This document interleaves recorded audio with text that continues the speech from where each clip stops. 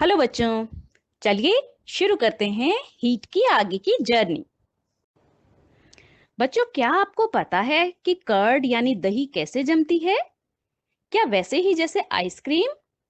नहीं, दही जमाने के लिए दूध को फ्रिज में नहीं रखना होता, बल्कि थोड़ी सी गर्मी चाहिए होती है।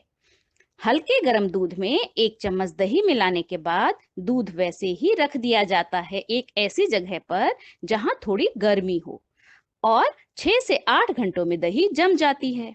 और मजे की बात यह है कि अगर दूध ज्यादा गर्म हो तो दही नहीं जमती, और ठीक इसी प्रकार अगर दूध ठंडा हो तो भी दही नहीं जमती। इसलिए सर्दियों में दही मुश्किल से जमती है। पर ऐसा क्यों होता है? बच्चों, दरअसल दही में लैक्टोबैसिलस एसिडोफिलस नाम का एक बैक्टीरिया होता है जो दूध को दही में बदल देता है। और ये बैक्टीरिया 70 डिग्री सेल्सियस के ऊपर मर जाता है और 4 डिग्री सेल्सियस के नीचे इनएक्टिव यानी निष्क्रिय हो जाता है। इसलिए ज्यादा गर्मी और ज्यादा ठंड में दही नहीं जमती। थर्मामीटर तो आप सबने देखा ही है। जब बुखार हो जाता है तो डॉक्टर इसी से हमारा टेम्परेचर नापते हैं। जो डॉक्टर इस्तेमाल करते हैं उस थर्मामीटर को बोलते हैं क्लिनिकल थर्मामीटर। क्लिनिकल का मतलब है हॉस्पिटल में यूज होने वाला। क्लिनिक मतलब हॉस्पिटल। हम बोलते हैं ना, डॉक्टर के क्लिनिक जाना है। बच्चों, सेल्सियस के अलावा टेम्परेचर की एक और यूनिट होती है जिसे हम फ़ारेनहाइट बोलते हैं। जैसे लंबाई की यूनिट सेंटीमीटर और इंच होती है ना, उसी प्रकार टेम्परेचर की यूनिट सेल्सियस एंड फ़ारेनहाइट होती है। कुछ देशों में फ़ारेनहाइट को यूज करते हैं। ये तो आप लोग जानते ही होंगे कि एक स्वस्थ मनुष्य की बॉडी का टेम्परेचर कितना होता है। जी हाँ, 98.6 डिग्री फ़ारेनहाइट या 37 डिग्री सेंटीग्रेड। जो लाल रंग से गोला है ना, उसे डिग्री का निशान कहते हैं।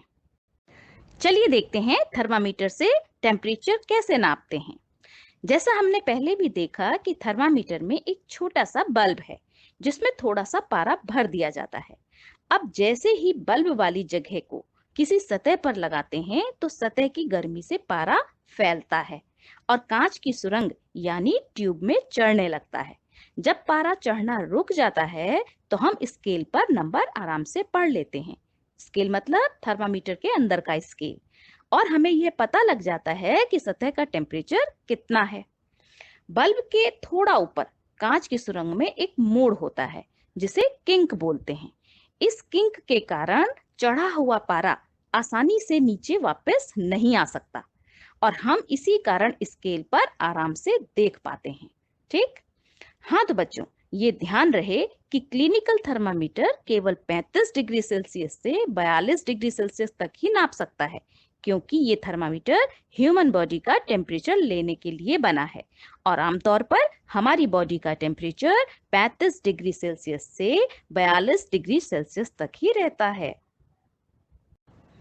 बच्चों, इस बात का भी ध्यान रखें कि कुछ थर्मामीटर फ़ारेनहाइट में भी टेम्परेचर दिखाते हैं। अगर थर्मामीटर फ़ारेनहाइट है तो ह्यूमन बॉडी का नॉर्मल टेम्परेचर होगा 98.6 डिग्री फ़ारेनहाइट। जो लाल निशान है ना, पारा अगर उससे ऊपर है तो बुखार है और अगर नीचे है तो बुखार नहीं है। आइए देखते हैं थर्मामीटर को कैसे इस्तेमाल करना चाहिए। एक, थर्मामीटर को इस्तेमाल करने से पहले और इस्तेमाल करने के बाद ठीक से किसी एंटीसेप्टिक सॉल्यूशन या साबुन से धोना चाहिए। दूसरा, थर्मामीटर से बुखार नापने से पहले देख लें कि उसका लेवल 35 डिग्री सेल्सियस के नीचे है। यदि नहीं तो ऊपर से पकड़कर उसे बल्ब की तरफ झटक लें ताकि पारा नीचे बल्ब की तरफ चला जाए। जैसा हमने देखा कि थर्मामीटर की सुरंग में बल्ब के पास किंक होता है जो पारे को वापस जाने से रोकता है। इसलिए हमें झटके से उसे नीचे करना पड़ेगा। ठीक? तीसरा, जब पारा चढ़ना रुक जाए तभी चेक करें। चौथा, माप या रीडिंग चेक करते समय थर्मामीटर को बल्ब की तरफ से न पकड़ें। और एक जरूरी बात, पारा जहरीला होता है और इसलिए थर्मामीटर को संभाल कर रखें और बच्चों को न छेड़ने दें। बच्चों, जैसा हम जानते हैं कि मरकरी यानी पारा जहरीला होता है, आजकल लोग डिजिटल थर्मामीटर का इस्तेमाल करते हैं। इसमें पारा नहीं होता और इसमें टेम्परेचर स्क्रीन पर देख सकते हैं। पर इस थर्मामीटर में बैटरी की जरूरत होती है और इसका इस्तेमाल आसान भी है। बच्चों, कई अलग प्रकार के थर्मामीटर भी होते हैं। उनमें से एक लेबोरेटरी थर्मामीटर, जिसे हम लैब में एक्सपेरिमेंट्स के लिए यूज करते हैं। यदि हमें देखना हो कि उबलता हुआ पानी का टेम्परेचर कितना है, तो हम कैसे बताएंगे? क्योंकि क्लिनिकल थर्मामीटर तो केवल 42 डिग्री सेंटीग्रेड तक ही टेम्परेचर नाप सकता है। इसलिए एक लेबोरेटरी थर्मामीटर भी होता है जो -10 डिग्री सेंटीग्रेड से 110 डिग्री सेंटीग्रेड तक का टेम्परेचर नापता है। बच्चों, जरा इसे देखिए। ये भी एक प्रकार का थर्मामीटर है। इसे बोलते हैं maximum minimum thermometer. TV, radio पर आप लोग रोज मौसम का हाल सुनते हैं, जिसमें वो हमें दिन का मैक्सिमम और मिनिमम टेम्परेचर बताते हैं। जी बच्चों, कुछ साल पहले तक दिन का मैक्सिमम और मिनिमम टेम्परेचर जानने के लिए इसी थर्मामीटर का इस्तेमाल होता था। अब इस थर्मामीटर की जगह नए प्रकार के थर्मामीटर का इस्तेमाल होता है। आप में से कुछ लोग इसे पहचान गए होंगे। हाँ जी, ये नए प्रकार का थर्मामीटर है। इसे पायरोमीटर या इंफ्रारेड थर्मामीटर भी कहते हैं। ये दूर से किसी सतह का टेम्परेचर जानने के लिए इस्तेमाल किया जाता है।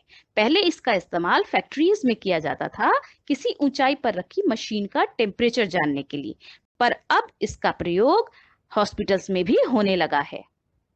बच्चों, क्या आप अंदाजा लगा सकते हैं कि सूर्य की सतह का तापमान कितना है? वैज्ञानिक प्रयोगों से यह पता लगाया गया है कि सूर्य की सतह का तापमान लगभग 6000 डिग्री सेंटीग्रेड है। इस तापमान का आप इस बात से भी अनुमान लगा सकते हैं कि लोहे जैसी धातु भी लगभग 1400 डिग्री सेंटीग्रेड पर पिघल जाती है। इसका मतलब यह हुआ कि कोई भी पदार्थ ऐसा नहीं है जो सूरज की सतह पर ठोस अवस्था में रह सके। इससे यह निष्कर्ष निकलता है कि सूर्य गैसों से मिलकर बना है। ज्यों-ज्यों सूर्य की सतह से अंदर की ओर जाया जाए, त्यों-त्यों तापमान बढ़ता जाता है। वैज्ञानिकों ने यह भी पता लगाया है कि सूर्य के केंद्र का तापमान लगभग 1,50,00,000 डिग्री सेल्सियस है। तो बच्चों, अभी तक हमने जाना कि डिग्री ऑफ हॉटनेस और coldness of an object is represented by its temperature. मतलब कोई वस्तु कितनी गर्म या ठंडी है, ये हम उसके टेम्परेचर से बताते हैं। और टेम्परेचर को नापने के लिए हम अलग अलग तरह के थर्मामीटर्स का इस्तेमाल करते हैं। अब नेक्स्ट वीडियो में हम समझेंगे कि हीट एक वस्तु से दूसरी वस्तु में कैसे ट्रांसफर होती है। थैंक यू बच्चों।